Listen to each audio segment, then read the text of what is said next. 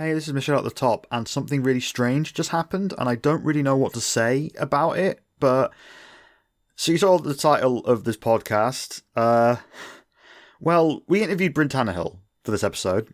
She's a researcher and a former helicopter pilot and all sorts of other things, and she's very, very intelligent. And she wrote this book called American Fascism, How the GOP's Subverting Democracy. And we talked to her about that. She has a very, very bleak thesis for the future of America. And she makes a bunch of predictions about how things are going to go. And then one of them just happened. You see, last night, there was a leaked document from the Supreme Court where it became clear that they have the intention of overturning Roe v. Wade, and that is the Supreme Court decision that legalized abortion access in the United States. And that is something that Bryn predicted would happen, and then it just did. Did not see that coming. I thought we had a few months on that, so this was going to be a warning episode, and now it is a on-running commentary episode.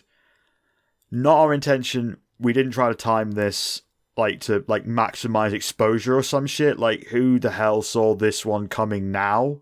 Like, it was a leak out of nowhere. Like, it was expected that they would do this year, but not now. And also, it's a very long episode. The first 45 minutes are about some bills that went through the UK Parliament that, well, you saw the title of the podcast. They are troubling. And then the second half of the podcast, from 45 minutes onwards, is our interview with Bryn. So, some content warnings for the first half.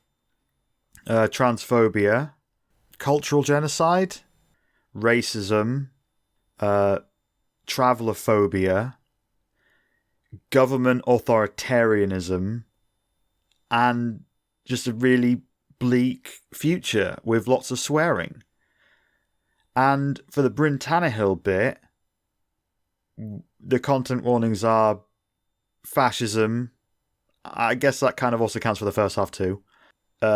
Genocide, LGBT phobia, government collapse / overtake.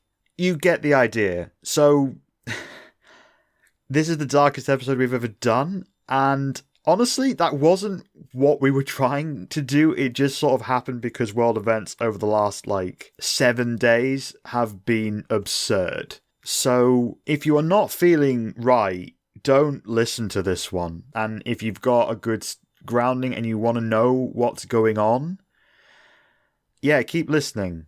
All right, good job, Michelle. Pat back. Let's start the show. The category is What the Trans Darling.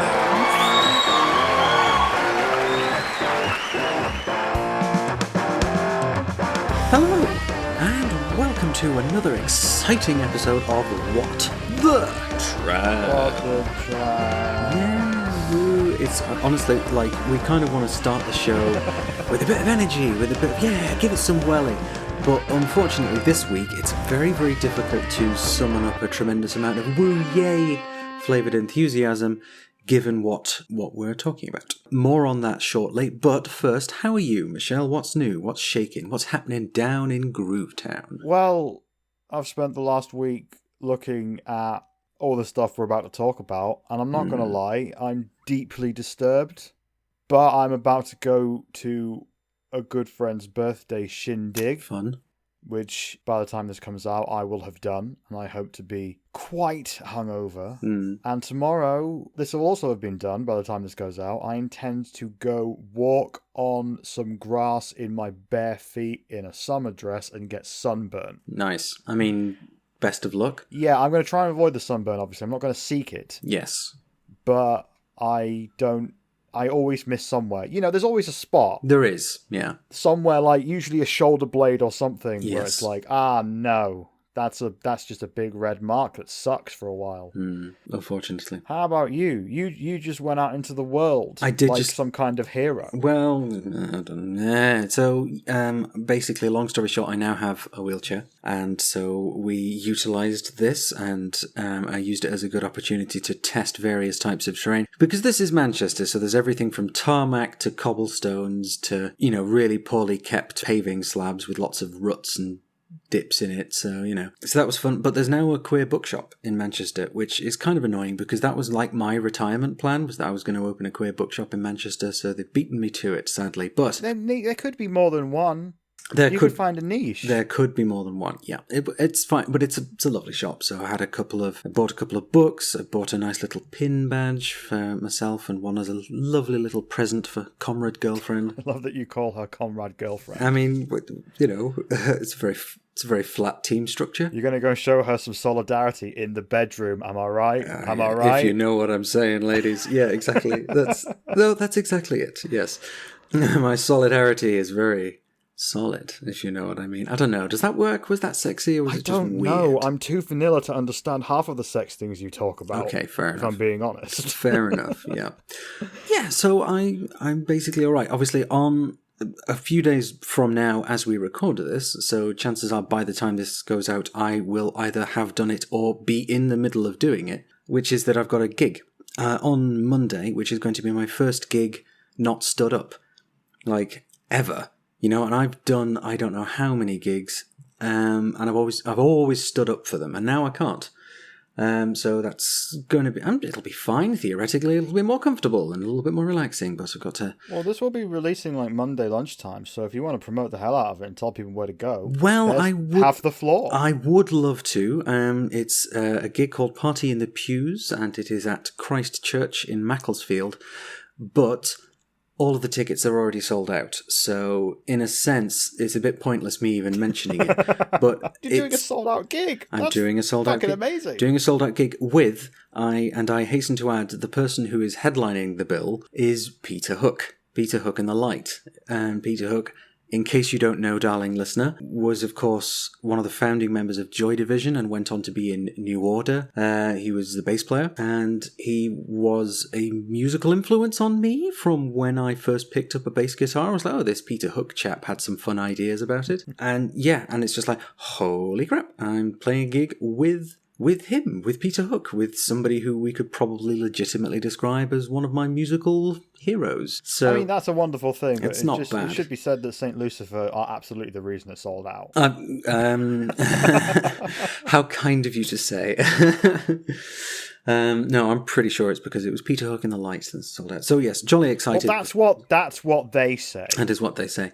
But, But there's obviously, now I'm a wheelchair user, there's a whole selection of considerations that I've got to put onto it that I hadn't needed to before, essentially. So I've been kind of going through that process of going, okay, so we're going to need to travel down X time to be able to get there and blah, blah, blah. Obviously, got to get there well in advance if you're in the actual band. I guess it's a part of relearning how to do so. Not relearning, I guess learning a new way of doing things. Like learning how to entertain. Basically. From a sitting position. Yes, indeed. But so there's that. Well, you're in a sitting position right now, and you're quite entertaining to me. That's fair. So that's fair. I think you've got a good start on things. Yeah, and when I used to present that TV show here in Manchester, we would usually be sat down when we did that because there's not much point standing up in a fairly low studio. Yeah. So, and of course, the other thing is, got some friends coming over tomorrow. Tomorrow, as we record this, is May the 1st, which is not only Beltane.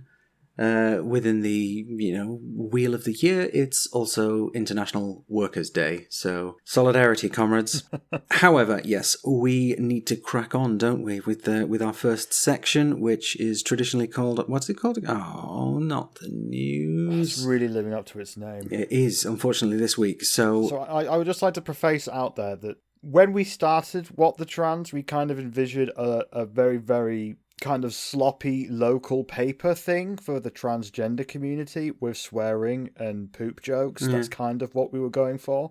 The theory was that, we'll talk about stuff that won't get out there in the mainstream about what's important to trans people. We'll cover the news for trans people, which they won't get from the mainstream. But this week, we're kind of in reverse, because we're covering some really important things that have not been covered nearly as much as they should have been by the mainstream. Yeah.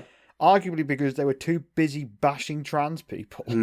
Yes, quite. It's a really weird position to be in, but let's get to it. Mm-hmm. So, in the UK Parliament, some bills have passed, and here we're going to talk about 4 of them. Mm-hmm. And I know some people listening will be wondering why this Trans News podcast is about to talk about a lot of stuff that you would think does not affect you directly. Well, we're doing that because it does affect you, and depending on what kind of person you are, it could affect you to varying and terrifying degrees. But it affects a lot of people, and it affects them a lot more than you would think, and you need to know what just happened, because so much of how the UK works as a state has totally changed in the last 2 weeks, and chances are, there's a good chance you haven't heard about any of it. There's a good chance you may have heard of some of it, but you probably haven't heard about all of it in one place. So that's what we're going to do. So let's talk the Judicial Review and Courts Bill, the Nationality and Borders Bill, the Police Crime Sentencing and Courts Bill, and the Elections Bill. All of these have now received royal assent. That means that they have gone through all the process of Parliament, and they will become legislation and laws. And all of these things that I'm about to talk about are going to happen now. First up, the Judicial Review and Courts Bill 2022. Which is probably the one that has been covered the least with the Elections Bill by the media, because it is the most, and this is probably because this one is the most complicated. Yeah. Many of you will know roughly what a judicial review is, as this was the mechanism used by anti-trans wankers in the Kira Bell case, which, despite it being overturned, made it impossible for young trans people to get puberty blockers for nearly 2 years. Judicial reviews are special court cases where people like us, as in the people, can take public bodies like government departments, the NHS, local councils to court to challenge unlawful behaviour or make a judgment on whether those institutions have acted unlawfully. These are pretty important things, as I'm sure you can realise.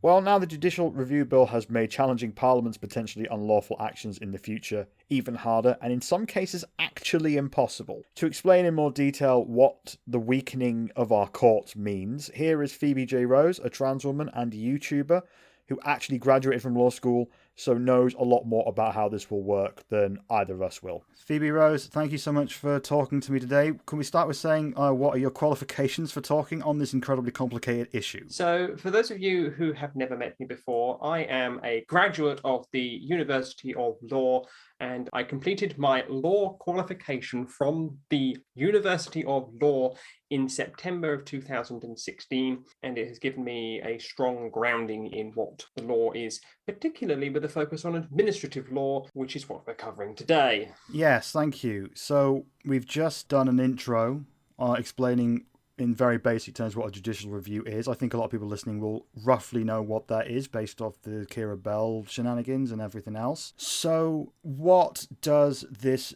new bill that has become law do to judicial review in the UK? In simple terms, it tips the scales in favour of the government.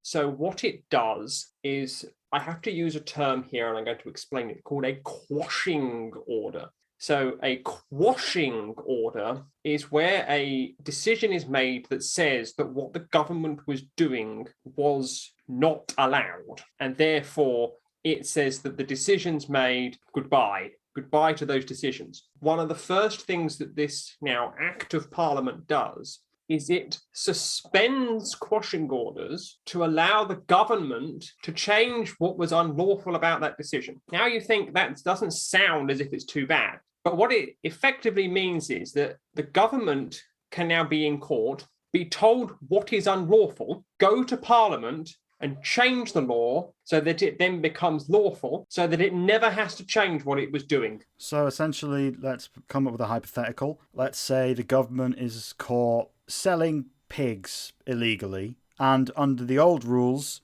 the High Court, the Judicial Review judges would be like, no, that's wrong, stop it. Whereas now, they'd be like, no, that's wrong, and then Parliament would just, they'd go to Parliament and be like, let's make this thing fine, and they'd pass some legislation, and they'd be able to continue doing the illegal pig selling. So I don't know if many of your people will remember, but in 2012, the government was taken to court under a judicial review under the workfare program that it had with the back to work people in the benefit system. And they were forcing people on benefits to go and do jobs in places like Poundland. So the government was taken to court and lost and was told you cannot force people to go to Poundland and stack shelves to get benefits. In that case, the government passed what was called emergency retrospective legislation. But here's the difference between what the government did then and what the government did now. So what the government did then was they had to stop the program, pass the legislation, and then start it back up. Now, the government doesn't need to bother stopping the program. It can just carry on doing the illegal thing, and then it can say, well, okay, Judge, we've now changed the rules. We've now changed what we're doing here. And now, what do you say? Well, that's pretty fucking bad. Okay, let's move on to some more bad, I guess. So, in the legal jargon, the rule of law has been given a good kicking. Right, gotcha. Now, I think another angle on this is how this interacts with certain behaviours in and around Parliament. I think a lot of people listening will remember when Boris Johnson called the end of the session of Parliament early, Yes. called proroguing. Prorogation. Yes. Prorogation. See, this is why we had you on. I don't know what the hell. So that he could force through the Brexit deal that was a load of shit. And there was a lot of kerfuffle about that, and Gina Miller took the government to court and was successful in that the court said that it was unlawful. How does this new bill/act change situations like that? So this works hand in glove with another piece of legislation which the government passed called the Calling and Dissolution of Parliament Bill. So, you know, when the Queen comes down on her gold carriage and, hello, I'm opening Parliament, that's calling Parliament. God, our whole system is so fucking dense. That's calling Parliament. Yeah. And dissolution of Parliament is when they say, okay, end of this session and go away. So what the government have now done is they have said that you cannot, under any circumstances, challenge the way that a parliament is called or the way that a parliament is dissolved. And a third piece of legislation, which nobody is talking about, which repealed the Fixed Term Parliaments Act. The Elections Bill. The Elections Bill. So now... You'll be happy to know that on this episode, Phoebe, we talk about that extensively. So now you've got three pieces of legislation, which means that the government can effectively pass any legislation it likes and keep itself in office forever. Yeah. So the Elections Bill eliminated the Fixed Term Parliaments Act, which basically meant that the statutory underpinning, which means the piece of legislation that said Parliament cannot last more than 5 years, Parliament can only be called in certain ways, gone. It said the way that we work in Parliament, courts have no way of looking at that. And now it's saying judicial reviews to look at what we're doing. Well, okay, we don't like this decision. Let's just change the law and let's never stop doing that. So, to summarise this up, the Judicial Review Bill, along with the other two bills you've mentioned, and one of those being the Elections Bill that we're going to get onto later in this episode, as you said, basically allows the government to do whatever it likes, essentially, with very few checks and balances, or no checks and balances in place. So the government could pass what we like to call in legal terms Henry VIII bills and allow itself to have Henry VIII powers. For those of you who know who Henry VIII was, he didn't like Parliament very much, and he liked to do things his own way, and he liked to just, carry on with what he wanted.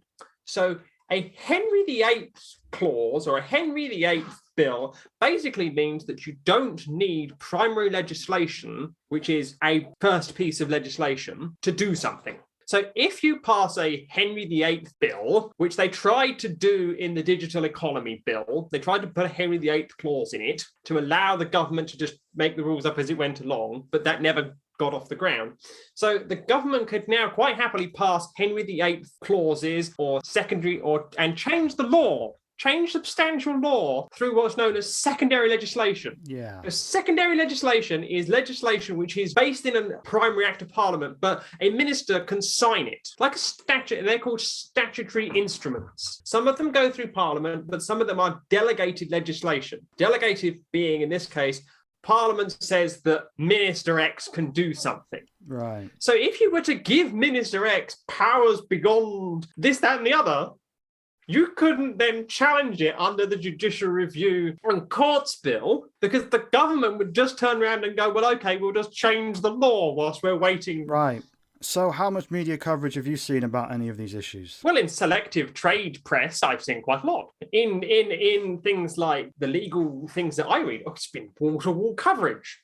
But all I can say is that a convenient member of parliament who's now resigned has been getting a lot of the attention. Yeah, porn MP. Fucking porn MP, right? And also a good friend of mine, she made the news as well because she got called up for England universities and she was splashed across the Daily Mail. She was 8 days of coverage on talk radio, and I, as her friend, got dragged into it and everything. So my friend, she was wall to wall because she's a trans person. She got called up to be in England universities. But the dismantling of the country as we know it, nah, no one cares. Thank you very much for talking to me, Phoebe. Just one last thing, because whilst you have qualified from law school, absolutely, and you absolutely know more than me, considering that you have not practiced law, what are the chances of you being wrong, do you think? I could be wrong. I could very well be wrong. But judging by the fact that you've seen wall-to-wall coverage in the legal trades, it doesn't sound like that's likely. So my opinions that I have been formed from reading the legal trades, reading the legislation myself, and then using my legal knowledge to go, well, okay, my interpretation of this is this, and I shall add it to this, and I shall add it to this.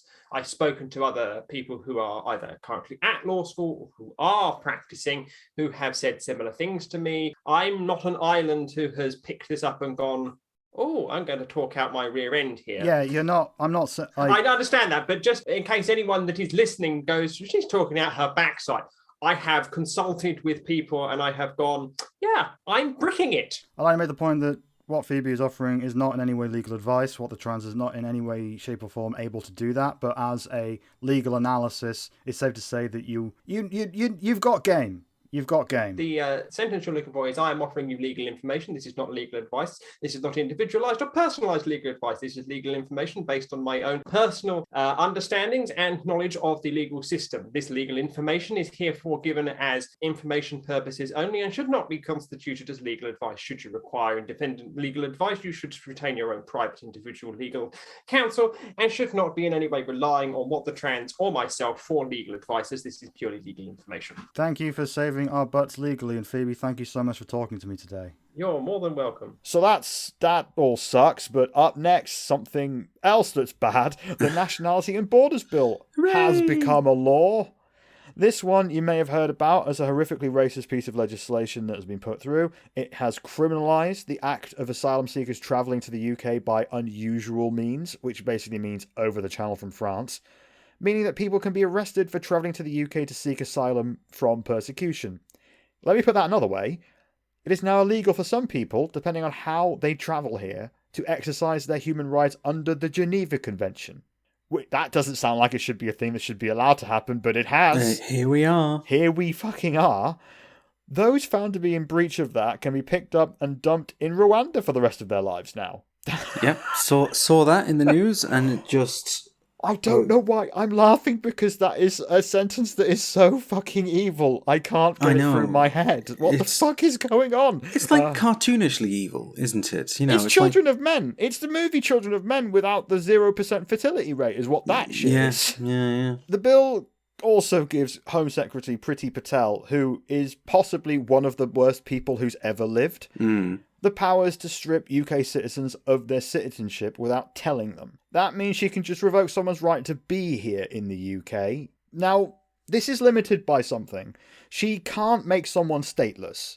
So if she can't just take your citizenship, Ashley, because you've only got the one. I do only have the one. But if she suspects that you have the ability to get another one, or if you actually had another one, she can. So like a dual nationality sort of deal. Yeah, or even people that only have the one nationality but may have a claim to another. Even if she can argue that, that's enough. So that means that she can just decide to strip someone of the British part of their nationality situation and kick them out of their home, out of this country, anytime she fucking likes. That sounds healthy in a functioning democracy, doesn't it?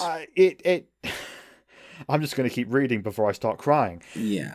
But that isn't even all of it. There is so much evil shit in this bill that would take a whole episode to explain it, which is probably one of the reasons why this and all the other bills haven't got the attention they deserve in the UK press. But more on that later.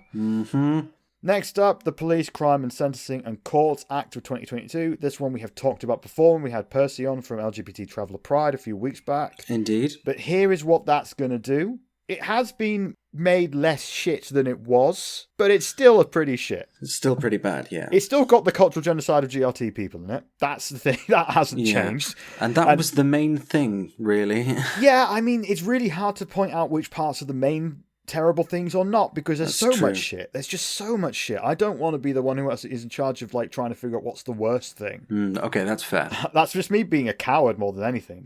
But anyway, so here's what that can do now. The police now have the powers to set start and end times on protests. They can now break up protests, not if they believe the protest will cause significant damage, but if they are, quote-unquote, too noisy. They don't define any more than that what that means.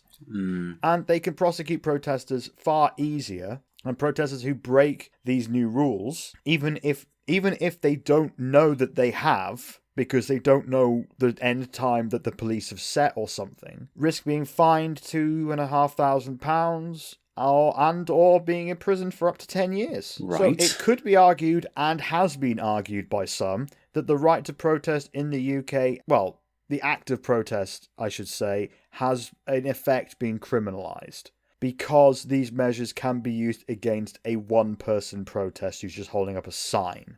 Yeah. That one-person protest, 10,000 people protest, the rules apply to both and everything in between. But maybe the worst part of this bill is probably the part that criminalises the way of life for a great many Gypsy, Romani and Traveller people, GRT people for short. Now, the police have the powers to go into GRT camps and arrest people just for living there, and living there in a way that they have done for hundreds and hundreds and hundreds and hundreds of years, which, I mean, under the UN definition of genocide, that counts. That's a cultural genocide. That's what that is. A cultural genocide is not necessarily going in there and doing what people think a genocide means. It means trying to destroy a culture and a way of life for a people, which this does.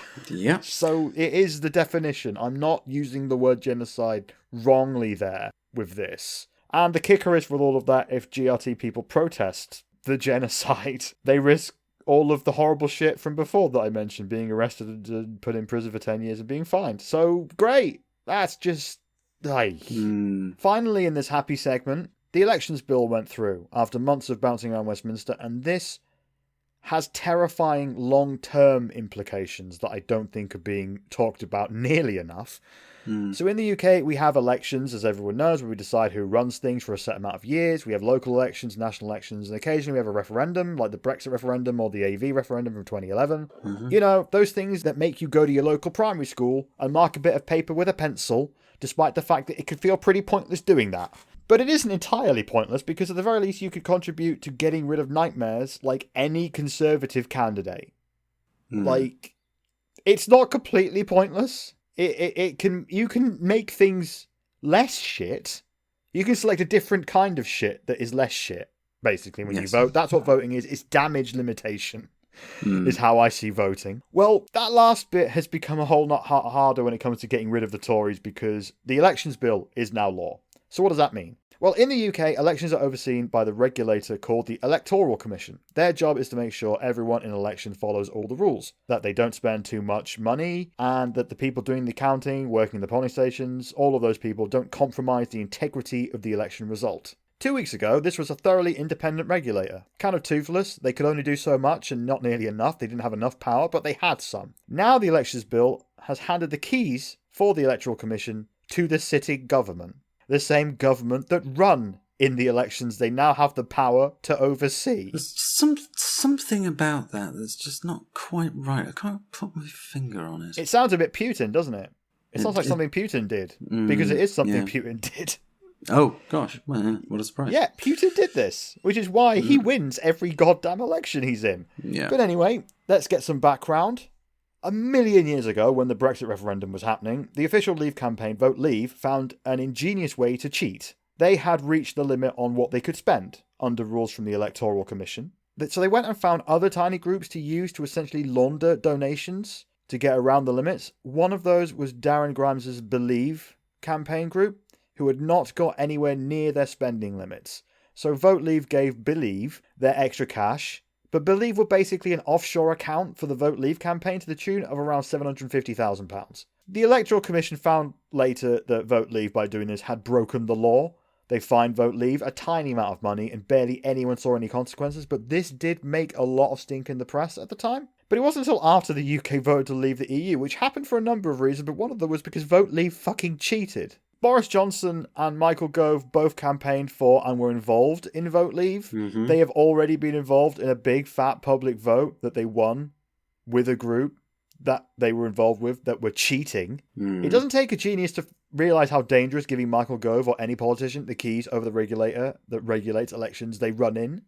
Like, it's the equivalent of a Manchester United player being the referee in a game between Manchester United and Arsenal. That's what this is. Yeah. But we aren't done yet. I would love to be, but we aren't done yet. Yes. The Elections Bill also cuts how much money Labour can receive from trade unions and donations by millions, whilst allowing far more money to come from overseas in the form of party donations. The vast majority of foreign donations to parties in the UK go to the Tories. On top of that, voter ID is now required to vote, and this will disenfranchise hundreds of thousands of people who do not have access to ID. That includes young people, poor people, people of colour, GRT people who didn't exactly have an easy time voting anyway, because no fixed address for a lot of them. Where do you send the polling card? But it also affects us, because trans people famously have trouble getting ID that is right. But the Tories did make it okay for expats to vote in our elections, a group of people who are wealthy and don't live here, who are also coincidentally more likely to vote Tory. So, What an astonishing coincidence. I know, right? So this is the thing that is true. The Tories have made it much harder for a whole bunch of people who live here to vote, but have given the vote to a whole bunch of people who don't live here, because it would benefit them. I see. So voting out this government was always going to be hard. Our current system, called first past the post, is an undemocratic joke anyway that results in absurd majorities for the Conservative, even though more people vote for somebody else. Now it's going to be even harder. So to summarise, the Tory government has made it so much harder to challenge them in the courts, have expanded police powers to an absurd degree, essentially criminalised the act of protest, criminalised being a GRT person, criminalised being a refugee, have made it possible to revoke someone's right to live here without telling them, which will affect far more people of colour than anyone else, in the tune of millions of people. The government have made our election system even more unfair and absurd than it already was, and that is just what they've done in the last 2 weeks.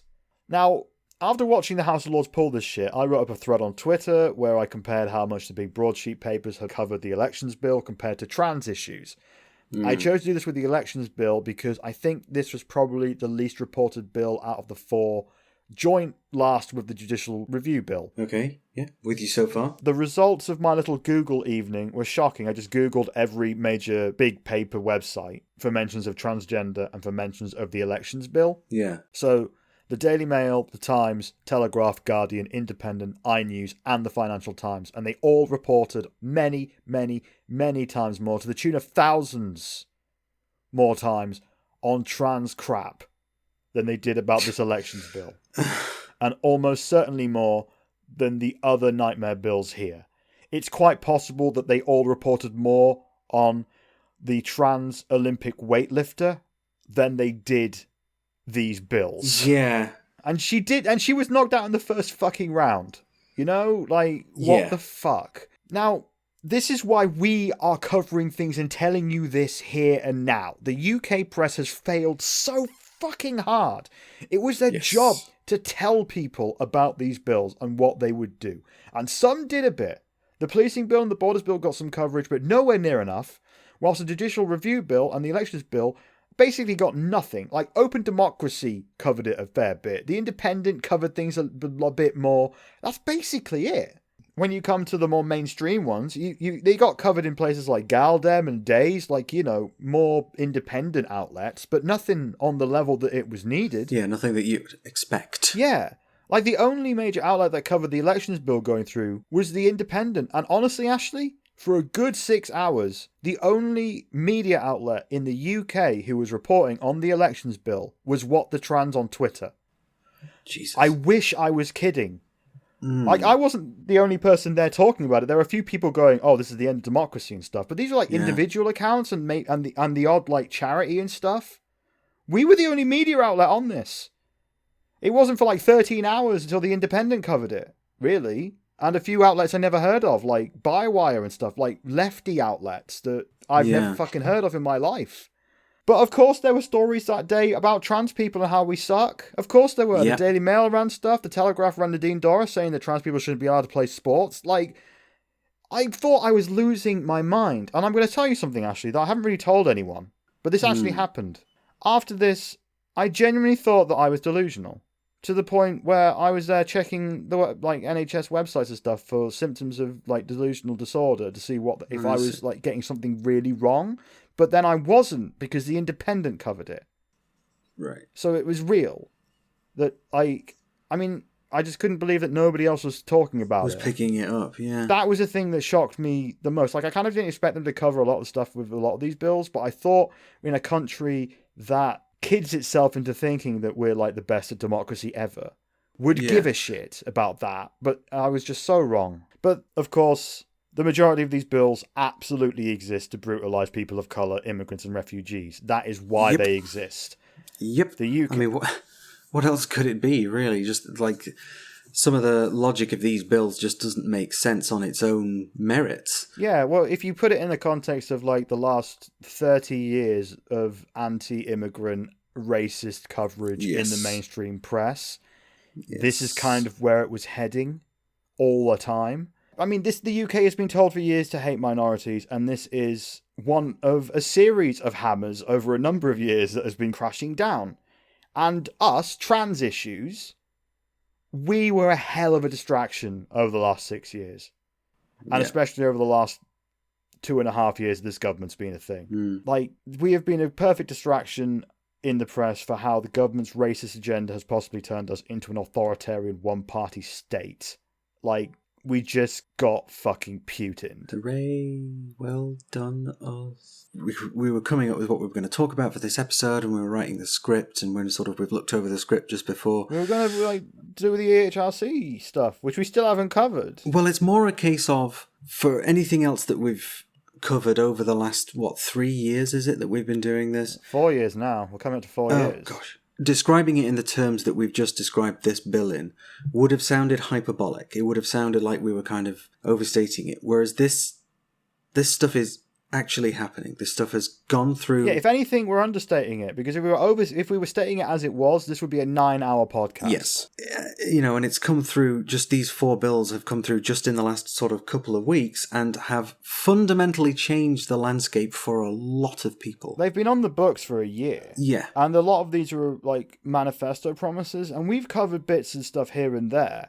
But I was always thinking the mainstream press will pick these up in some way. Yeah, they'll get there. We'll stay in our niche. You know what I mean? In terms of trans news, yeah. Yeah, like, we had a lane. We did. Now it's got to the point where it's not just us. There are news outlets out there that are doing this, but it's just like, this is going to sound like I'm going to be coming down on like our people here, and I'm not. Bear with me, but I look online, I looked at like all the places trans people talk online, the subreddits, the Twitters, the Instas, and trans people, it would appear from what I've seen, are talking about Alison Bailey, the case against Stonewall and her former chambers, and talking about, like, why fair play for women suck, and the normal stuff. And that stuff isn't unimportant, but Jesus Christ, did you hear what I just said, for fuck's sake? Like, I know, but then, it can be very difficult to, impress the importance of this stuff sometimes, can't it? I know, I don't want to make people feel guilty, Well, that's not quite. It's just, I understand exactly why, because we've been under attack so long, and that's our lane, and I get it. One wonders to what extent that's kind of been the idea, you know, like, well, keep various bits of the population who like to get active about things, keep them off balance and scared, and then rush through all of this openly authoritarian crap. And particularly about just that ridiculous idea of saying, okay, well, you know, a particular immigrant who's made it across Europe and made it across the English Channel and then shipped them off to fucking Rwanda is just such an openly despicable thing that the government has... It makes them sound cartoonishly evil, and yet they have embraced it. It's far right. That's like... I mean, online there's been some debate around the right term for this. Fascism is one that could apply. It could be far right, authoritarian, but they all kind of mean the same kind of thing if you get really reductive with it, which is what I'm going to do. Because that's what we do here, apparently. It's like three people having so much power over everything and no one can put them in check, and then they're allowed to do evil shit. There's a word for that. It's a dictatorship, and that's where we're going. Because, I mean, what is the word for it when they've come after all the things that keep them in check? So you can't get rid of them, you can't take them to court, and they have expanded police powers to an absurd degree, and you can't protest any of it. What is that? It's a bit shit. It's a dictatorship. That's not even hyperbole, right? Look, people listening, right, like, this isn't going to be about leaving you hopeless, because that's not what we try to do here, all right? We don't mince our words about what things are, but then we don't leave you hanging. We want to point you in a direction to take that. So, you know, mourn, freak out, do what you got to do, and then it's about making as many of these laws as completely unenforceable as humanly fucking possible, right? That's what it is. So I have put together a really long list of groups that you can go and either give money to or volunteer with. Go find groups on yourself and basically get into your local community. Find a group that is fighting and resisting these bills. It shouldn't take you long to find them because they're everywhere. And there's a big list that we've got on our website to get you started. Yep. Go find them, show up, just tell me what to do. That's it. Just go there and be like, look, do you need help? Tell me what to do. And then do whatever the fuck they tell you. Within reason, I think. You know? Well, if you find a group and they tell you to go eat like 25 cans of hot dogs, then you've gone to the wrong place. That's like the word. That's not the right place. That sounds like the wrong sort of group. Yeah, that's fair. Yeah, I mean, the fight to protect people from these bills is going to be really rough and they're going to need help. But what needs to be remembered is that there's more fights to come because the government have made it very clear the Human Rights Act is next. Yeah. There's got to be some fucking action on that. You've got to remember that this has happened partially because for years the UK media has monstered immigrants, refugees, Black Lives Matter, Extinction Rebellion. So many things have gone into why these bills exist, and the government has used that racist, dark shit to push this stuff through. Yep. And the press have lined up trans people as a public threat for 6 years now. That raises the question of what comes next, and trans people are going to be playing a part in the next election. Of course they are. Of course we are. Yes. What is a woman is going to be asked to every fucking candidate. You just know it. Yeah. We're not in a good place when there's a government that have no checks and balances, and it's in their favour to fuck us. Well, that's the news. Yeah. How do you feel, Ashley?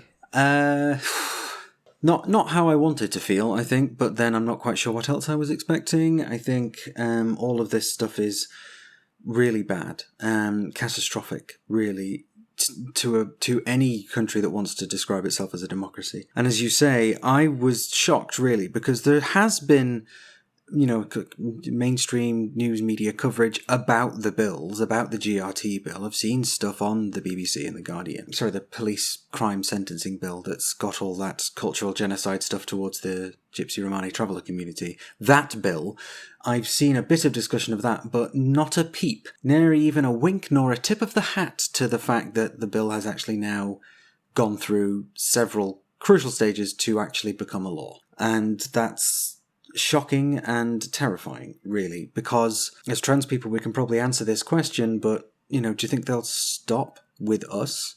Do you think they will stop with the GRT community? No, they always need a scapegoat.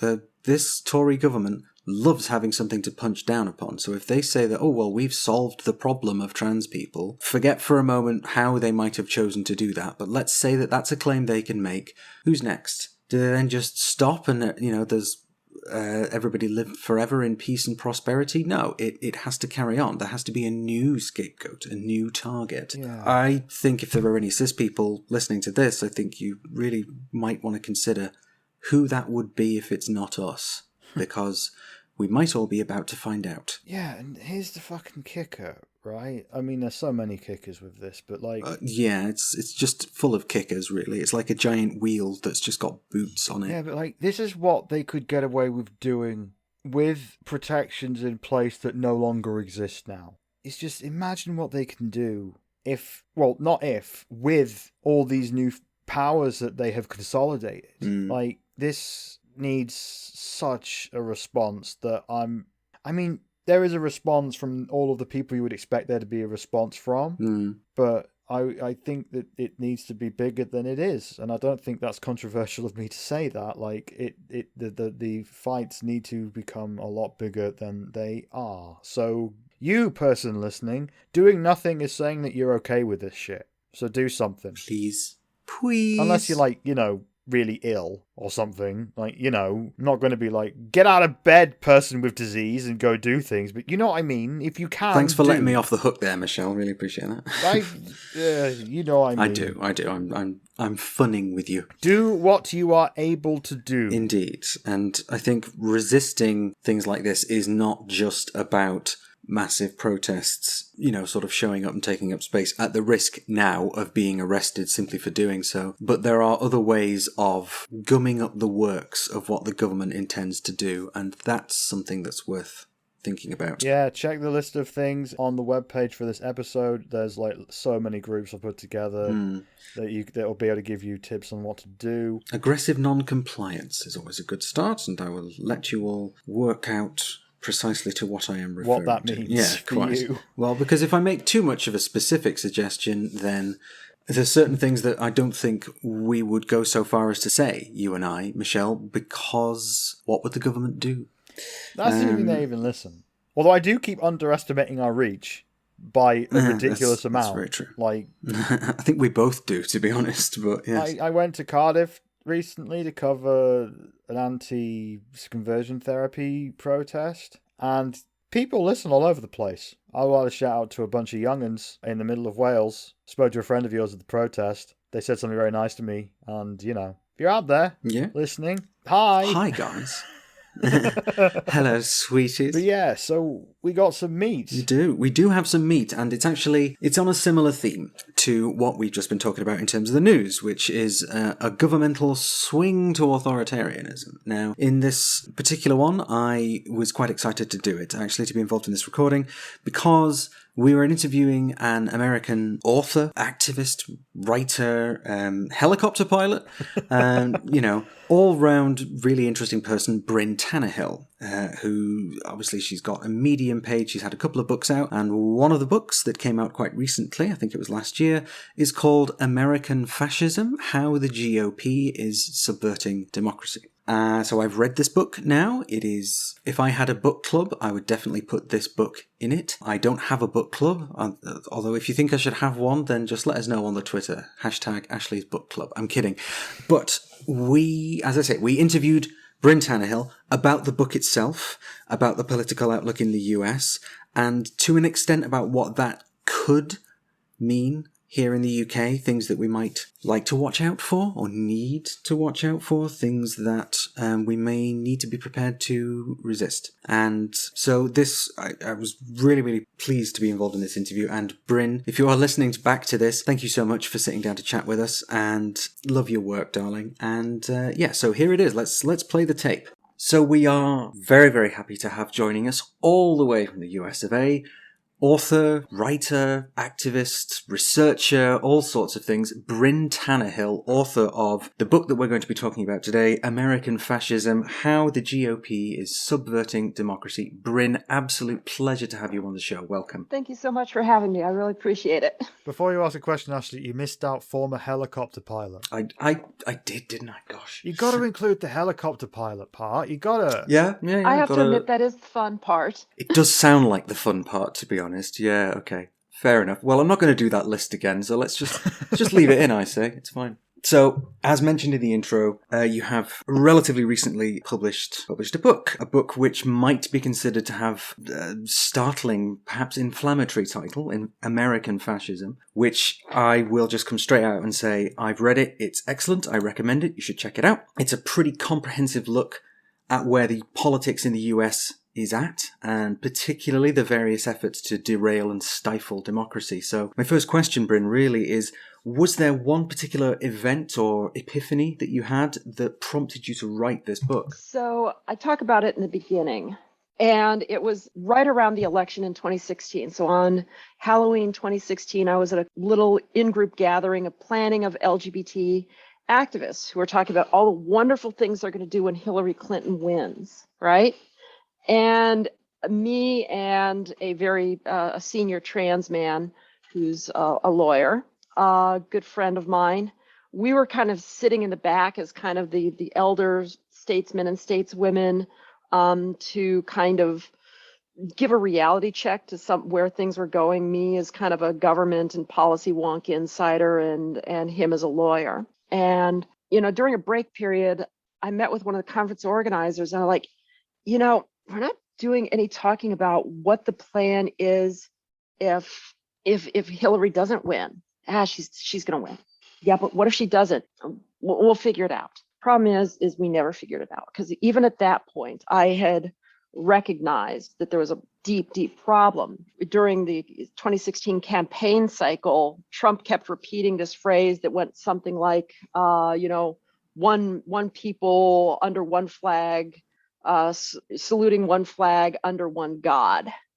I'm just like, oh, that is way, way, way too close to Ein Reich, ein Volk, ein Gott, or Ein Reich, ein Volk, ein Kirche, which, if you aren't familiar, the first one was the German national motto before 1933, and the second one was the German national motto after 1933 until 1945.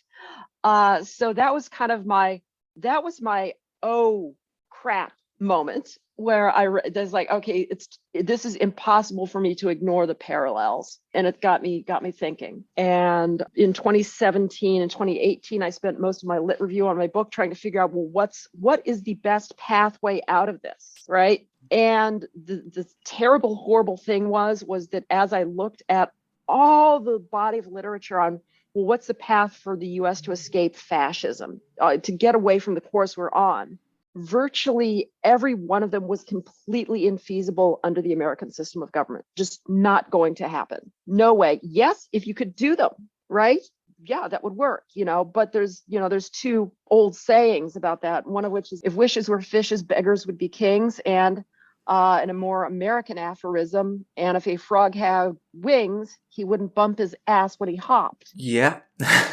Useful phrases. So the book went from, okay, how do we get out of this, to an acknowledgement of, wow, we are probably screwed. And here's how we got to this point where a form of modern neo-fascism is the future of the US and is probably inescapable at this point. I did include in the final chapter a list of 3 basic things that we could do to avoid that future, and we haven't done any of them. And it looks like the window of opportunity to do them is about to close in about 6 months. That's the midterms coming up, is it? The midterms. Once Biden can no longer get any sort of legislation through the US Congress, whatever's going to happen is going to happen. And it's ugly. Well, we saw that, I think, with the second term of President Obama, I think, as is also referenced within the pages of the book. In 2015, I just started as a journalist. I didn't really know much about anything because I just started and had no knowledge of anything. And I was reading Cracked back then.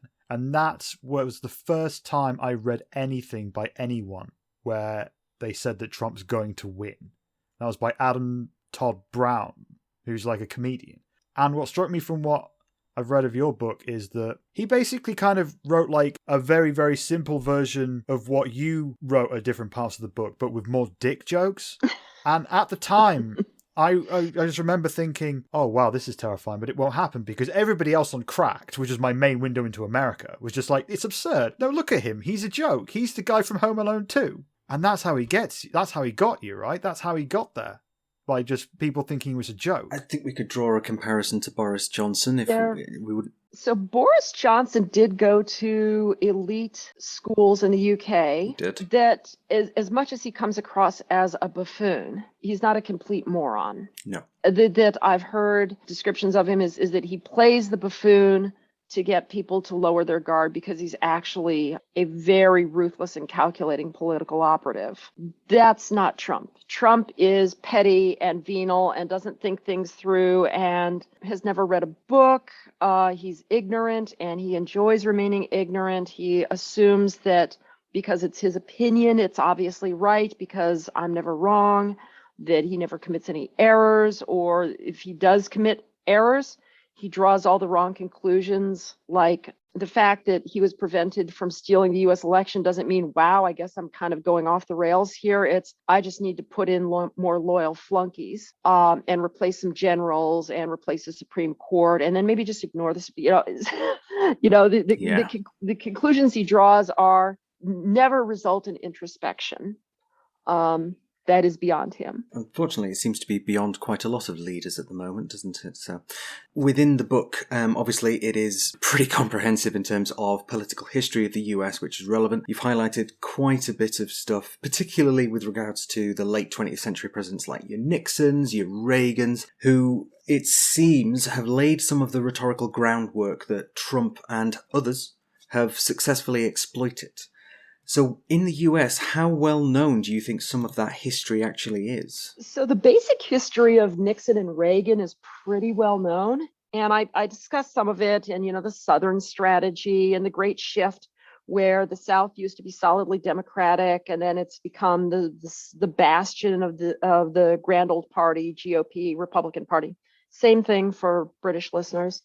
But what's not nearly as well known is the role that white Christian evangelicals, right, have played in that shift, that they are the driving force behind this massive shift in US politics to where the Republican Party has become the party of the Old South. It's also become the party of essentially radicalized, that's anti-democratic, that's pure states' rights, that's anti-civil rights, that is reactionary, has decided that it's no longer going to follow historical guardrails of democracy, that decided that democracy has no value, that they are going to seize political and cultural control of the United States by any means necessary to create the kind of country that they think they want. And the kind of country that they want means no separation of church and state. It means no LGBT people. It means no abortion. It means no women's rights.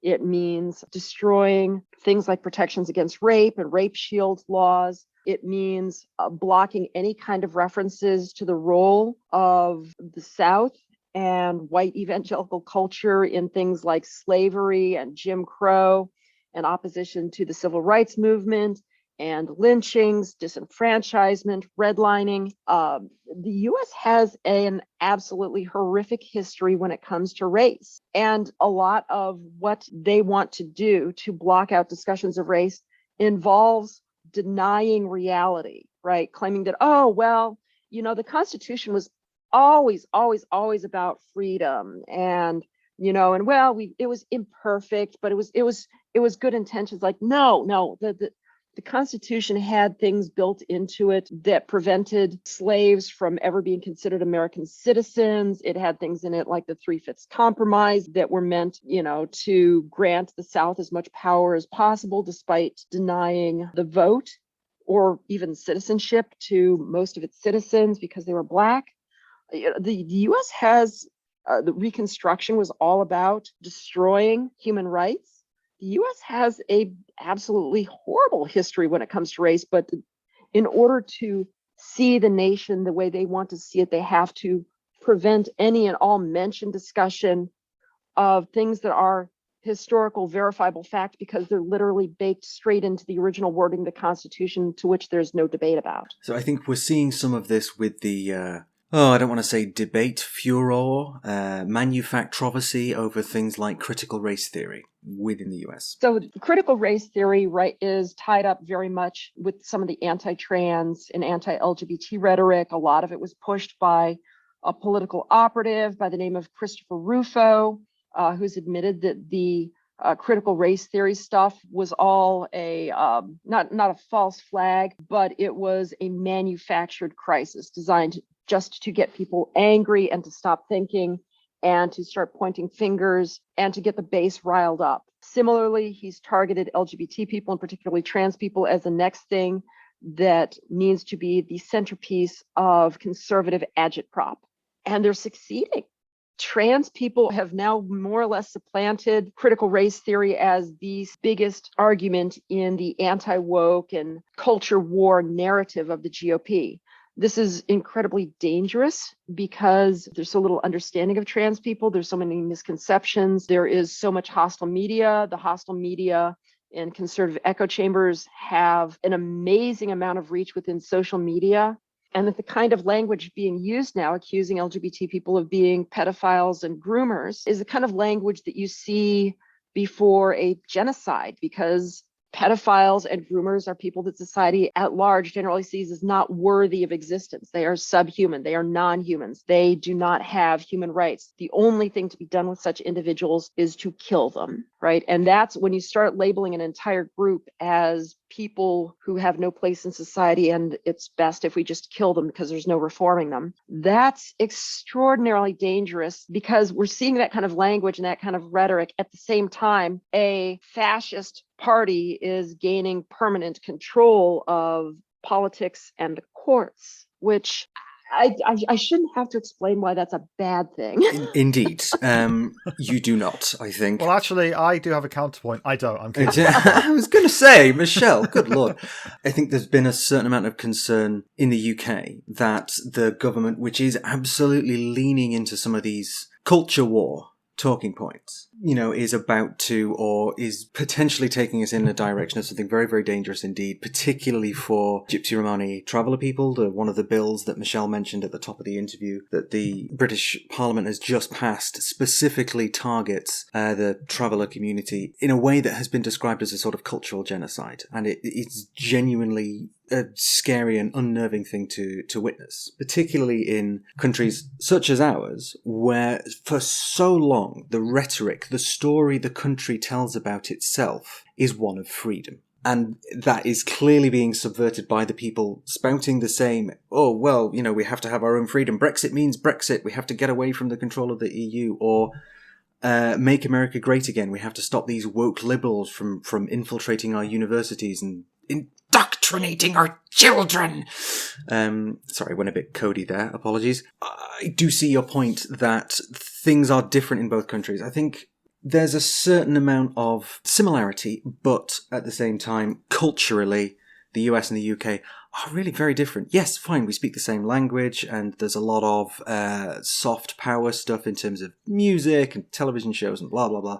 Special relationship, as they say. But it does sometimes, I think, as people have watched what Boris Johnson has done with creeping horror and thinking, has Trump inspired this, or was this his plan all along? Boris Johnson has been popping up on comedy shows and in the UK for 10 or 15 years. Never vote for anyone who's funny. Well, that's the rule. Never vote for anyone who's funny. No, Zelensky. Zelensky's very funny, and he's proven to be one of the best wartime leaders in my lifetime. Mm-hmm. Before my lifetime, I'd have to go back to, who am I thinking of?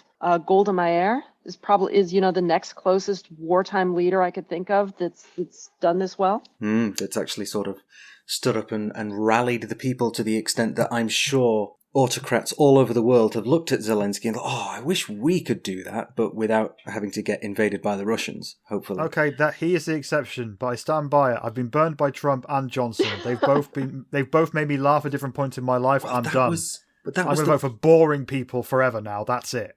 I would argue, Michelle, I think that was the plan, because there's British listeners will know about this. You almost certainly will yourself, Bryn. There's a TV show over here, Have I Got News for You? And it's a satirical look at the news, and they've got some comedians and some sarcastic people, and occasionally they'll get in ex-cabinet members or up-and-coming And politicians. Nigel Farage, who was also funny on it. I'm just saying, my don't vote for anyone funny thing is not to be discarded out of hand. Well, that's the thing. When I was watching those, it was, Boris Johnson is not actually very funny. He's just a blah, blah, blah fellow. And that's been kind of his harmlessness campaign, I suppose, which eventually got him to the mayor of London, which then led us to where we are. So, frankly, I blame London, Michelle. Fair enough. I blame London for a lot of things too. Bryn, I wanted to ask, so there's the Trump happened, and the roots of that go back a long way. Like, you track all of that in your book. What I'm interested in is, now that Biden is in, you touched on how he's not doing enough to stop an inevitable return, or resurgence of the form of American fascism you painted in your book. I guess for the listeners, what do you think that's going to look like over the next couple of years? So in some ways, I would say that Biden has tried to do what he can, but he's been stymied by the system and by a small handful of conservative Democrats, mainly Kristen Sinema and Joe Manchin. The American system is very weird, is for bills dealing with finances, you only need a simple majority in the Senate to pass them. But for bills dealing with anything that's not primarily financial, you have to get 60 votes. And that's by tradition more than anything else. But Manchin and Sinema don't want to break that tradition. And they also don't want to vote for the things that are necessary, which the book identifies primarily as elections need to be safeguarded in a way that ensures the right to vote, because a major part of the Republican plan is voter suppression of minorities via means that are neutral on their face, but, affect minorities disproportionately, like only requiring forms of ID that poor people have a hard time getting a hold of, right? Or disabled people or old people who are no longer completely mobile, like driver's licenses, right? Some of the, other things, bills that would eliminate gerrymandering, bills that would prevent state legislatures or governors from overturning elections on a whim, things that would ensure democratic elections, right? There was several bills out there and they all died horribly, right? So that's not happening. And they died horribly in the Senate. Biden could not kick those through the goalpost. The one that Biden bears the most responsibility for is there was a lot of criming and insider trading and conflicts of interest. And most notably, there was a attempt to overthrow the government of the United States by overturning the election and installing leaders based off of the mob coming in and preventing certification of the election or overturning it. There were attempts to have governors replace electors with fake ones, to refuse to certify elections. There was a full-blown attempt to overturn a legitimate, free, and fair election in the United States where there was almost zero fraud, and what fraud we've detected almost entirely came from Republicans trying to vote twice. And one of the key things you need to do to prevent that from happening again is try and convict the people who did this in a court of law so that they go to jail, as one, so they can't do it again, and two, so that everybody else who's considering going, I'm 70, I don't want to spend the rest of my life, behind bars. I'd much rather spend it with the grandkids being rich and taking kickbacks rather than, or getting sweetheart deals on things, on being powerful. So there needs to be consequences for high crimes, misdemeanors, and treason. But so far, this is where we've got nothing. After the November election, the January 6th commissions at the U.S. House of Representatives cease. Doesn't appear to be anything happening with Merrick Garland and the Department of Justice to bring anybody important to trial. They're catching the individual rioters and giving them slap on the wrist sentences, right? But the people who are the ringleaders are under no real legal threat at the moment, or seemingly under no legal threat at the moment. And that's extremely dangerous, because the next election coming up in 2024, there's really only two plausible outcomes. One, Trump wins legitimately, which is bad because, well, we know what the last one was like. We know that he's only gotten crazier and nastier, and more dedicated to putting his people in who will just run roughshod over everything. And are the people that were most loyal to him tended to be the religious fanatics, like Mike Pompeo is a good example. Or the other one is Trump doesn't win legitimately, but he ends up in office illegitimately because the election is subverted, fake electors sent, governors do things like overturn the elections or refuse to certify the elections, or the House of Representatives and the Senate, the House of Representatives pulls some shenanigans, or, oh, nobody has a majority, so we'll go by this archaic method where Biden could win the election under normal circumstances, but because they refused to play by the rules, there's these weird special rules that would allow Trump to win because each state gets one vote and treats each state as being equal. So California with 35, 40 million people gets one vote, and so does South Dakota with 600,000 people, right? Which most of the tiny red rural states would go for Trump, and boom, you end up with Trump as president again. And he's promised to do all kinds of crazy, nasty stuff in a second term. I mean, things like withdrawing from NATO. There's been calls for him to declare war on Canada by Candace Owens and Laura Ingraham. Yeah. There was a comedy film about that, I'm sure. Wasn't there a Michael Moore, Canadian Bacon? Well, which brings us into a weird kind of situation of what happens if we withdraw from NATO and invade Canada. And then because Canada is part of the Commonwealth, you now have Britain and the US going to war, and they're both nuclear armed powers because the US invaded a Commonwealth nation. Right. I mean, and you're like, oh my God, that's crazy. That's nuts. That can never happen. I'm like, did you pay attention to the 4 years that Trump was president? Right. What happens when any whim that he has in his head, or anything that the talking heads on Fox News are telling him to do, which, by the way, the talking heads on Fox News were telling him to invade Canada, to liberate it from Justin Trudeau. Right. So people don't understand a second Trump term would be completely off the rails. I do remember when he threatened nuclear war with North Korea via Twitter. And I was just like, that's new. I've never seen a world leader do that before. So, compare Biden's careful stewardship of an extremely nasty situation in Ukraine. And right now, the result we're getting is about as good as we could hope for. I mean, we haven't started a nuclear war yet, and Ukraine's winning slowly, but winning. Compared with imagine if Trump was here, how he would have favored Russia, how Ukraine probably would have fallen, or if he hadn't abandoned Ukraine, we'd probably be at nuclear war now. So people need to understand that a second Trump term would be catastrophic. The other question that it brings us to is, well, looking forward, what's coming for LGBT people in the United States is another topic. And I'd love for you to ask me about that because I've got thoughts. But the US is heading towards a schism. Yes, I think even the casual observer from outside of the US can get a sense of the division and the sheer loggerheads partisanship that seems to be now par for the course. So, yes, I am going to do exactly as you suggested and ask you about LGBT people within the US and it seems like such an obvious question. What are your concerns, but also what do you think the ways might be to pull back if there are any? So, you're not going to like my answers, but I'll give it to you straight. It's not about liking it. So where the American Supreme Court is, and the American justice system, the American legal system works very differently from the UK. Yes, and if you held a gun to my head, I could kind of maybe vaguely describe the British legal system and civil rights system, but we have a not system? in any. It's complicated, just as the American system's complicated. Indeed. About all they share is a vague background in concepts like stare decisis and things like that. They both use certain Latin English law concepts.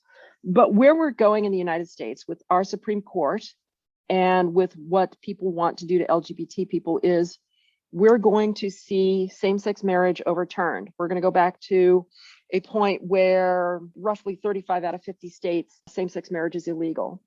We're going to see Lawrence versus Texas overturned, which means that we're going to see homosexuality become illegal again in about 12 states. The first thing we're going to see is Roe versus Wade overturned, which is actually going to start, a domino effect of other laws, because so many laws rely on the implied right to privacy. And the American legal civil rights laws rely on an implied right to privacy, which includes Obergefell, same-sex marriage, and which includes consensual homosexual relations. It also means an end of bodily autonomy. We're going to see homosexuality criminalized in about 12 states. We're probably going to see it become illegal to receive transition-related medical care in about 30 states. That's 60% of the US, because we got 50. Yeah. We are going to see a lot of states start targeting LGBT families. So if you have, two moms and a kid, we're going to see a lot of states now that they're targeting families where you have a trans kid and two parents. They're trying to take away the kid. We're going to see the same thing with gay couples, where they're going to be like, oh, well, obviously this is, obscenity, and the child's being, exposed to obscenity. So obviously we have to take the child away. So you're going to see people fleeing states like Texas. So we're going to see, probably 15, 20 states start yanking kids out of homes with LGBT parents. And we're going to see attempts to treat anything LGBT related as obscene, which starts getting really, really weird when you're like, okay, well, the Trevor Project website, Trevor Project's run out of, I think, California or Washington, right? A safe liberal state, so what happens when Texas says Trevor Project is importing smut and filth? For those who don't know, Trevor Project is a suicide hotline for LGBT youth, essentially. What happens when Texas starts, trying to say that anything on the web that's LGBT is obscene, and if it can be seen by a minor, it's criminal. So you start trying to shut down websites that are run out of different states. The short answer is that LGBT people are going to try and flee. And then where it gets really, really weird is when states like Texas say, okay, that lesbian couple with the kid that fled to California, we are asking California to extradite that couple to us so that we can, put the couple on trial for exposing a child to obscenity and take their kid away. Right. Or what is same thing with parents with a trans kid? Well, we fled Texas to go to California so he or she could continue to receive medical treatment. Well, we're going to bring back the parents for trial and take the kid away. And California says, no. Right.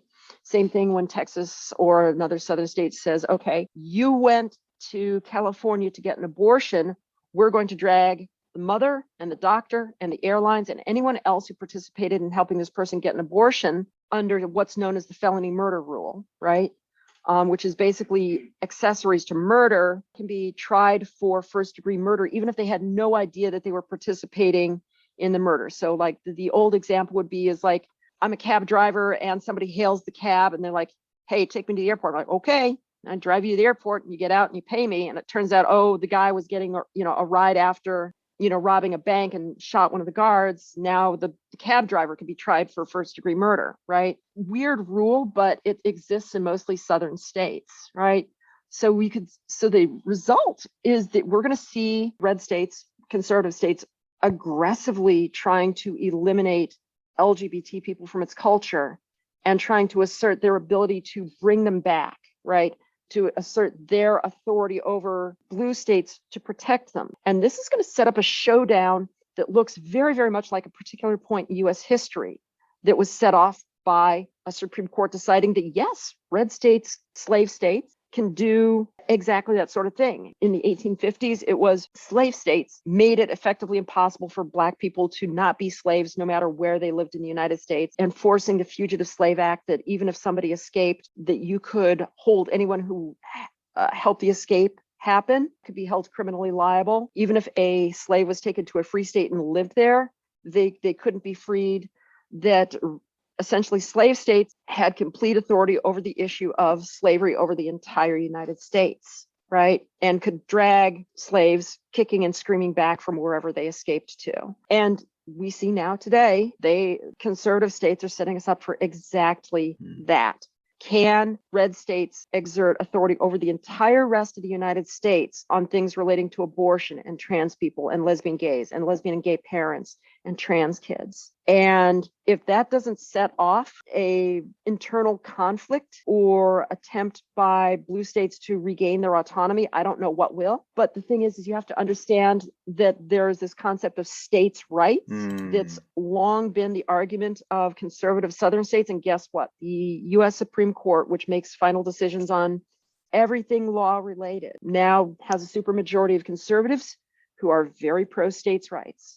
And this is going to probably give us another decision. Dred Scott was the decision that made the Civil War of 1861 through 1865 inevitable. And it's my opinion that the Supreme Court is going to start handing down a series of decisions that is going to make the United States either go one of two directions. Either it's going to fracture and have some kind of civil war, or we're just going to fall into hopeless Russian-like misery where everybody accepts that nothing can be known, nothing can be done.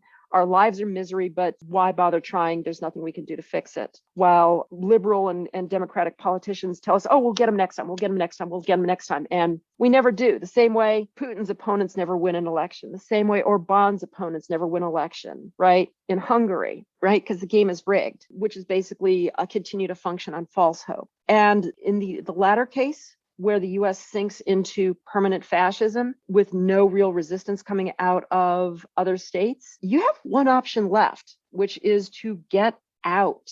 Canada, New Zealand, Ireland, other countries are going to see an influx of LGBT people fleeing the United States and requesting refugee status, asylum, or attempting to immigrate. And we can already see this starting to happen as parents of LGBT youth are fleeing red states, conservative states. In the US, they're putting up GoFundMes. And that trickle is going to, turn into a stream, is going to turn into a rushing torrent of LGBT people trying to get out the same way, LGBT Russians are doing anything they can to escape that situation. Obviously, the American federal setup is you've got your senators, your congresspeople, you've got the White House and the president, and you've got the Supreme Court as like the three pillars of the whole thing. I was wondering, because Donald Trump, he's 75, he's lived on cocaine and steaks his whole life, he stays up late at night yelling at Fox News or whatever. Like, if he was to die of natural causes, I want to make that clear, of natural causes. I'm not saying him dying of any other way that might be actionable. How much of an effect do you think that would have on the advancement of this stuff? I mean, the Supreme Court would say the same, and I think the Senate and Congress would stay pretty red. Would Trump dying of old age / steak and cocaine life have any effect on slowing this stuff down, do you think? And the answer isn't one that you're going to like, and it's counterintuitive. But the truth is, no, it would actually accelerate it. Trump's own ignorance and stupidity, impulsiveness and venality all stand in the way of his ability to get what he wants, right? He's distractible, he's manageable. You can get him to go in a direction you want through flattery or showing him things that you want to show him. His intellectual incuriosity makes it easy to lead him around by the nose at times, or makes him incapable of thinking, laying out a good scheme, planning things ahead particularly well.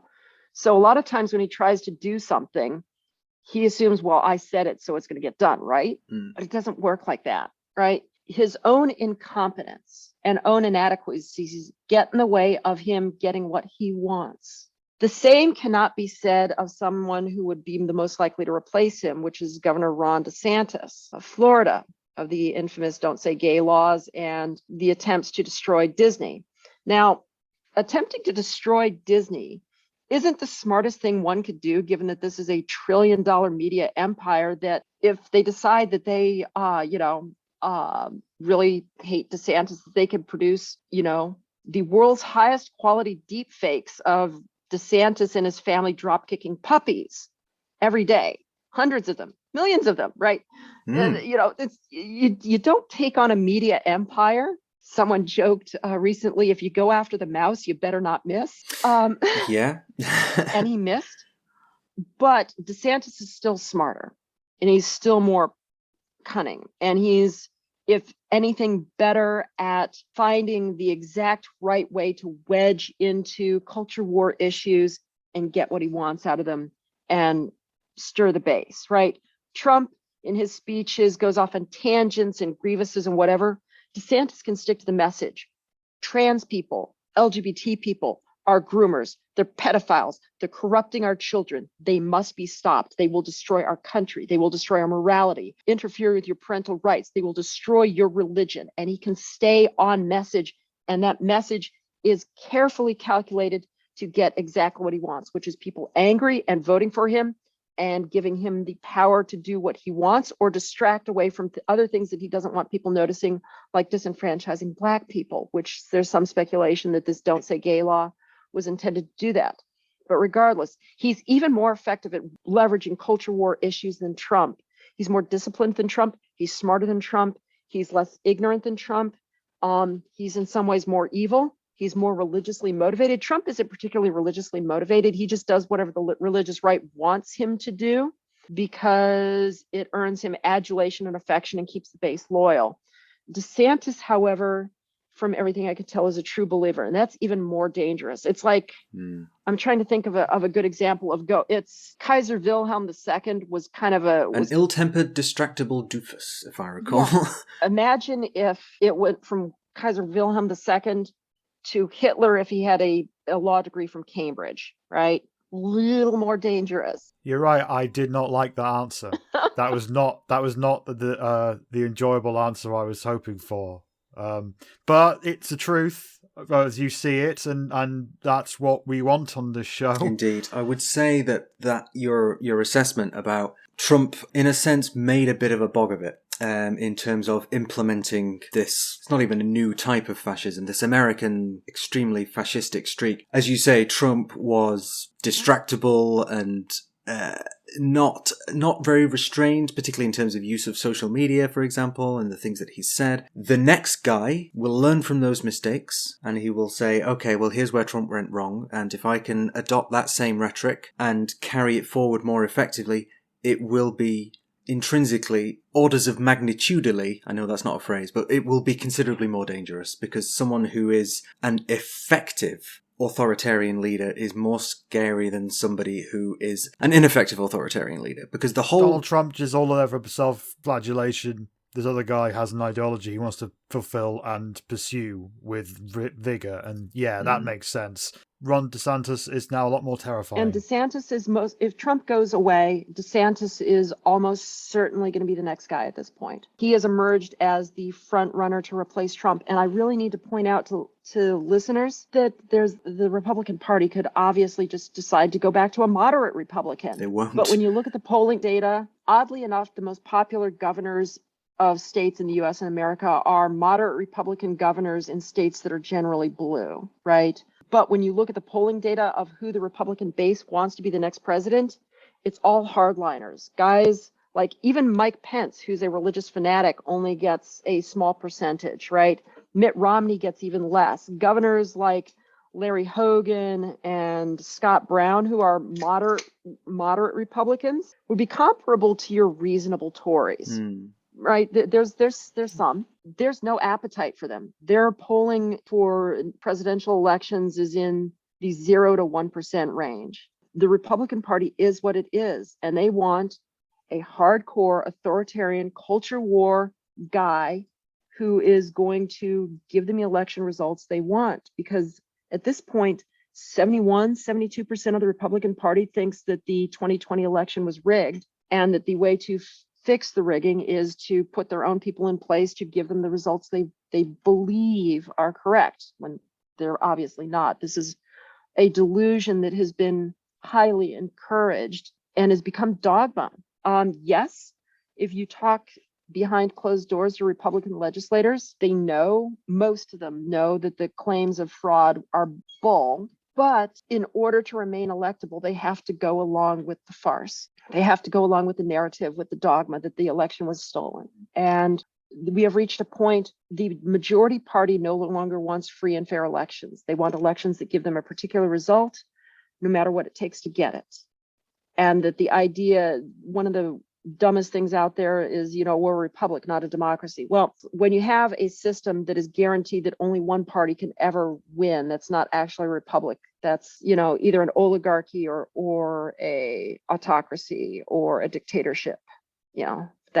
Which is no longer a republic. And kind of by definition, no longer a democracy either. Let's just say that North Korea calls itself the Democratic People's Republic. Democratic. Yeah. Which I think it was it in Archer, where Archer pointed out that, like, Democratic People's Republic of North Korea, and it's none of those three things, but it is North Korea. So there's going to be some people who can't leave. That's just going to be a reality. There's going to be people who have kids that are with a different parent who may not be into leaving and can't be convinced, or maybe they have disabilities, or they have some reason that means that going to Canada, going to Europe, going to South America, wherever they want to go isn't an option. I guess I'm asking, what kind of existence do you think they could have, and do you think that the oncoming storm is going to be survivable for these people if they take certain actions? Well, if you're not able to flee, then you're going to have to disappear.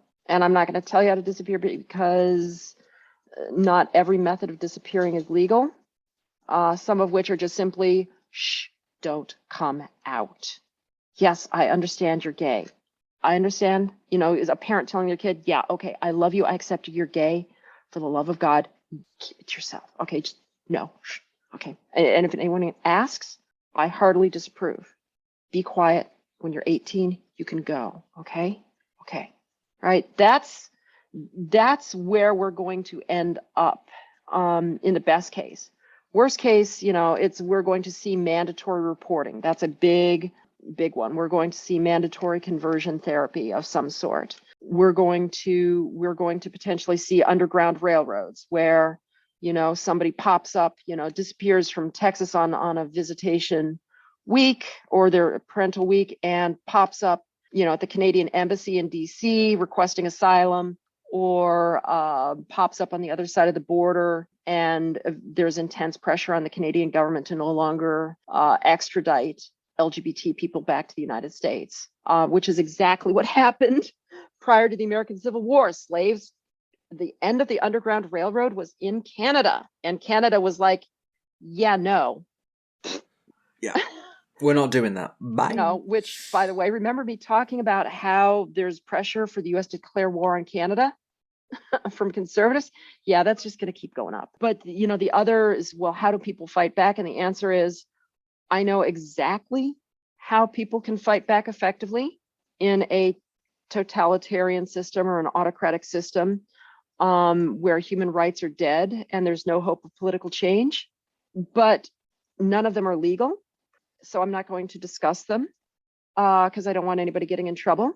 I think people listening, if they are really into these options, could probably find them themselves. They could probably dig that information out. So yeah, don't worry about that. But you got to understand, everything that happened in the Holocaust and the run up to it was perfectly legal under German laws. And any resistance to it was perfectly illegal under German laws.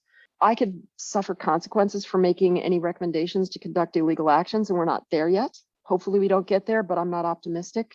But you have to understand that when you no longer can achieve political change via the ballot box and that your life is in danger, your options are flee or fight. And the number of ways in which you can fight against a modern autocratic or authoritarian regime are very, very limited.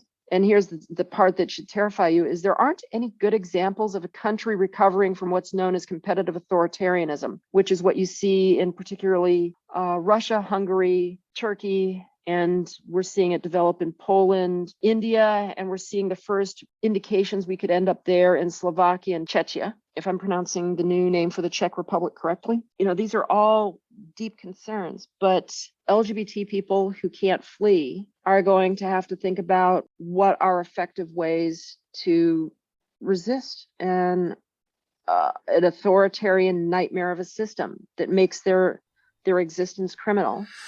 I keep finding questions in my head and I'm thinking, I would like to hear the answer. And that probably means that there's one person out there who wants to hear it too. That's my theory. When you're putting this book together and looking at all this stuff, and now you're facing this reality, which is stark, dark, and horrific, how did you keep it together? Because this is heavy shit. That's a good question, actually. I didn't. I've been asked this from other interviews I've done on the book.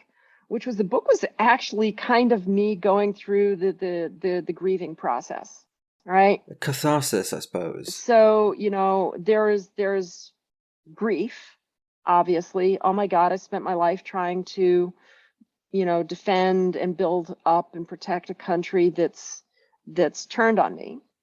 There's bargaining. Well, certainly there's got to be a solution. Let me read all these books on what the solution to this is, you know, and that's the bargaining phase. You know, there's depression. Oh my God, what do I do? What are the other phases, you know? But the final one is acceptance, which is after you've been through all the other phases, you get to a place of acceptance, which is, okay, yeah, this is a thing. It's happening. What do I do? And the answer is well, we're already established doing the things necessary to go back to my wife's homeland, which is Canada, and get me Canadian citizenship and find a job in Canada in 2025 and be able to legally reside there, working with Canadian trans people that I know to start discussions with the Canadian government, which my understanding is they are happening, is when the US does turn on LGBT people, to have Canada quickly begin offering refugee and asylum status to trans people who don't have a Canadian spouse and Canadian kids. So yeah, writing the book was therapy for one of the most traumatizing things I've seen in my life, the recognition that this country has gone down a dark path, and that congratulations, I'm part of the minority that's getting it in the teeth first, if not second, because immigrants from South America and Central America and Mexico, it's going to be a race to see which one ends up in camps first. Race to the bottom, yeah. Well, okay, I'm exaggerating with in camps. When they say make America great again, they really mean we want to go back to a place in like 1954 where queer people were invisible. And if they knew what was good for them, they would stay invisible. And that's where we're headed. Unfortunately, I'm finding it very difficult to disagree with you. And it's a very stark... Well, you read the book. Like, Bryn did the work. I always expected this interview to go to some places and be dark, but I'm not going to lie. I'm a little shaken by what I've heard. And you should try reading the book, dude. I read the book. Well, okay, I didn't read all the book because it was hard. The book studiously stayed away from LGBT issues. So I noticed that. I didn't want it to be an LGBT book. I wanted it to be a book about a political system, because the truth of the matter is I'm pegged as a trans writer, when in reality, most of my academic background is in forecasting regime collapse, civil war, genocide, and famine. All the good stuff. Heavy stuff, but I have no formal qualifications to write about trans stuff. I actually have solid academic background and postgraduate work in all the political forecasting and downfall stuff.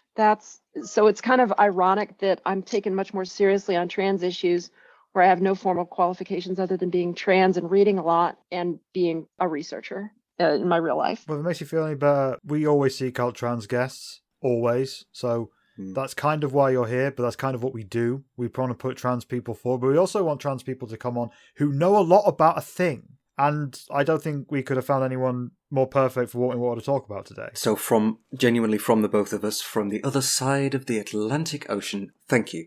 Thank you for coming to join us. I recognise what we've been talking about is not necessarily pleasant. I think there's going to be a certain amount of detail that Michelle and I will put in either side of this interview with specific reference to the case of the UK. But genuinely, thank you so much for joining us, Bryn. It's been a pleasure to talk to you, even if the stuff we've been talking about is not in itself pleasant. Are you going to be okay, Bryn? Yeah, I'll be okay. I'm of all the trans people that are going to be affected by what's happening here, I can't think of many that are in a better position to get the hell out than I am. But emotionally, yeah, okay, I did my 3 years of grieving process over all of this. I just wish I knew what to do for everyone else, because in truth, all I'm able to do, given my position, is tell people, warn people that this is going to go some very, very dark places. There's probably not a lot at this point we can do to stop it. You need to be prepared to act and give the reminder that, 2/3 of the Jews in Germany that were in Germany in 1933 emigrated, got out of Germany prior to 1939. And of those, the ones who managed to survive to 1945 were the ones who got as far away as possible and as early as possible. And that people need to be thinking about what is it going to take to get away from where we're going. The only ray of hope I have to offer in this is we're not there yet, and that public sentiment is generally against the worst of these abuses, and it's going to grow more so as it becomes more and more apparent what the Republican Party is really about and where they want to take us. And it's horrible to say, and it's kind of a sign of just where we're at, but watching the United States fissure and crack up the way the Soviet Union did in 1991 is actually probably the best realistic scenario for LGBT people we have at this point. Like the dissolution of the Republic. You couldn't see me, that was quotation marks around Republic, I guess. That's a hell of a thing to be faced with, really, as the resident of a country where you kind of have an awareness / suspicion that it's either you or the country. Well, kind of thing. I'm watching British media and watching what's happening to trans people in the UK. I'm kind of rooting for the SNP and Scotland and possibly Wales to go their own way. Me too. Like, to the extent that previously, when there was a referendum about Scottish independence, I was like, no, don't leave, we love you, because I love Scotland. I've been many, many times. Whereas now it's kind of like the wounded guy in the war film who's like, it's too late for me. You escape, run, save yourselves. Yeah, England is a toxic piece of shit. I've been thinking this for a while, and especially when putting this episode together, because before you got here, Bryn, we were talking about all the horrible shit that's been going through Parliament over the last week and also 2 years. And it's just like English exceptionalism is going to be our downfall. And I think that might be something that... Fingers crossed, yeah. Well, I think we may have given that to you in a weird way. No, a manifest destiny concept is very central to the American psyche, particularly the American political psyche. When we look at... part of it is this weird belief that America's Constitution was ordained by God or divinely inspired, or... we are the shining light on a hill no matter what we do, right? That even when fascism or competitive autocracy or illiberal democracy or whatever you want to call it, it looks like Russia and Hungary comes to the United States, we're still going to delude ourselves and say that we are the shining democratic Christian light of the world. We will see ourselves as the good guys. But my last article for Dame that just came out points out, when you look at how deluded the Russian public is about what's going on in Ukraine and what their role in the world is, the American public will, living in a Fox News echo chamber, will happily give itself the exact same delusions that if the U.S. invaded Canada and all we had was Fox News, you would probably get more than half the country thinking that Canada had it coming. God, the West Wing is just going to continue to age so badly. It really is. I was just thinking of that horrible scene where they're all sat on the steps outside Josh Lyman's house and they all just raise a beer saying, God bless America, and then having a drink, and that's the end of the episode. I have a feeling that's going to... aged like milk. It's already like sour, mouldy milk. It's just going to turn into some kind of toxic gunge. I think people are going to start having to throw out their box sets of The West Wing. One last observation. Absolutely. To use a British comedy aphorism, because of American exceptionalism, we're not capable of having an "are we the baddies" moment. I see. Yeah, I suppose there's that kind of the constant cultural emphasis on America as the heroic nation, all the war films and video games and things. I think, yeah. We've got a very similar thing. We fetishize World War II to an absurd extent. I want to say, it felt like I crossed the line. What I was trying to say earlier when I said that we gave a certain God's people image, I meant from people who left the UK and then went off, we met with all the other colonists who found the United States. I have a feeling there's some British white supremacy may have come in somewhere too. It's certainly possible. I mean, again, thank you so much, Bryn. And You're welcome. I guess See you in Canada. Oh, Canada, Canada. my home and native land. Justin Trudeau is pretty hot. I'll say that. I would, They yeah. know how to pick a hot prime minister. I actually would, yeah. Yeah, All right. thank you very much, Bryn. Take care. So I'm not going to lie, Ashley. After that, I did have to go and hug a soft toy. Yes. I absolutely did, yes. because America, they're going through some shit. Yes, indeed.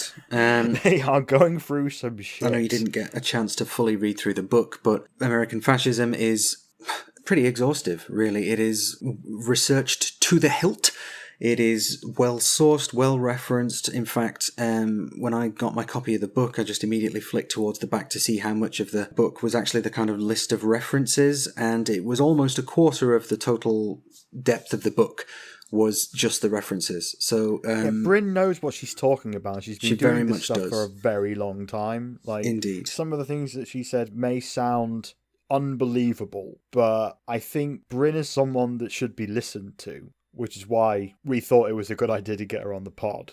I mean, she's getting out there. She's getting interviews on NBC and all sorts of big places, so she is getting this out there. Yeah. But, I mean, there's a reason. I think well, I can't speak to her reasons for coming on our podcast, but I think part of it must be that she wants to get this heard as much as possible. It's honestly, I would say it's an important work to understand how America got to the place that it did in 2016, and then subsequently, obviously, leading to the events of January 6th in Washington, the insurrection, basically. And it takes a good look at how the GOP came to be the thing that it is today compared to what it used to be, and going through various historical things like your Nixons, your Reagans, etc., all of which have contributed. You know, each one of them's added a few pieces of the puzzle to get the Republican Party of the United States to be the terrifyingly authoritarian organization that it now seems to be. So, with that having been said, I think that's where we're going to leave that for today. This was the funniest episode we've ever done.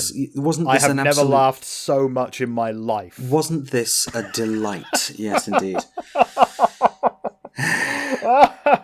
We're really sorry, everybody, but we appreciate that this episode has contained a number of themes and ideas and potential futures which haven't been easy to contemplate, and I can assure you that Michelle and I have had that exact same feeling as we've been putting this together, but now more than ever, perhaps, mutual assistance is great, and what I mean by that is please look after each other. If you like this episode, you should totally check us out on all of our web things. whatthetrans.com, twitter.com/whatthetrans, facebook.com/whatthetrans, and also patreon.com/whatthetrans if you want to give us money. If you want to give us money, do. If you don't want to give us money, then don't. Fine. Whatever. We don't need your money. But yeah, I think we should probably leave it there. And we will catch you on the next one. Stay safe, everybody, and... Bye, everyone. Bye-bye.